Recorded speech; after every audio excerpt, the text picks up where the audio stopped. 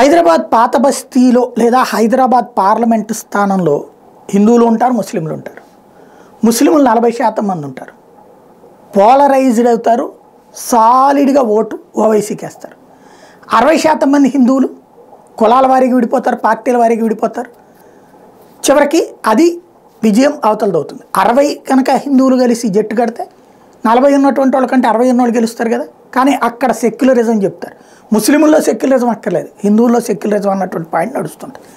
ఇదంతా ఇప్పుడు ఎందుకు చెప్పాల్సి వస్తుందంటే 30% ముస్లింలు ఉన్నటువంటి చోట్ల ముస్లిమే ఎమ్మెల్యే క్యాండిడేట్ అవుతున్నాడు, ముస్లిమే ఎంపీ క్యాండిడేట్ అవుతున్నాడు.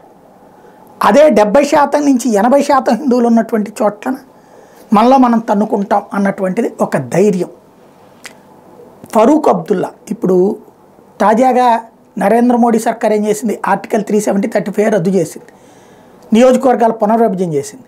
దాంట్లో కొత్త యాడైని ఇదివరకు ముస్లిమ్స్ నియోజకవర్గాలుగా అన్నిటినీ మార్చేసి హిందువులది డివిజన్ చేసి అవతల పడేస్తే ఇప్పుడు దాన్ని సెటరేట్ చేశారు.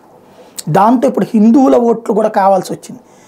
ఇదివరకడికి మళ్ళీ ముస్లింలను రెచ్చగొట్టేసి గెలవడం కష్టం కాబట్టి ఇప్పుడు హిందువుల్ని, ఒక ముస్లిం హిందువుల గురించి 2 పొగడగానే ఓట్లేస్తారు కదా, ఆ టైపులోనే అయోధ్య గురించి అడ్డకోలుగా మాట్లాడినటువంటి ఫరూక్ అబ్దుల్లా ఇప్పుడు తాజా స్టేట్మెంట్ ఏంటంటే, అయోధ్యలో రామ మందిర నిర్మాణానికి కృషి చేసిన ప్రతి ఒక్కరిని అభినందిస్తున్నా. శ్రీరాముడు కేవలం హిందువులకు చెందినవాడు కాదు, ప్రపంచవ్యాప్తంగా ఉన్న ప్రజలందరికీ దేవుడు. మరి ఇంతకాలం ఎందుకని ఆ ప్రపంచం అందరి దేవుడు అయినటువంటి అయోధ్య శ్రీరాముడిని అయోధ్యలో రామాలయ నిర్మాణానికి ఎందుకు నువ్వు వెనక వ్యతిరేకించావు ఎన్నాళ్ళు? ఇప్పుడు గుడి పూర్తవుతోంది కాబట్టి కాశ్మీర్లో ఓట్లు రేపు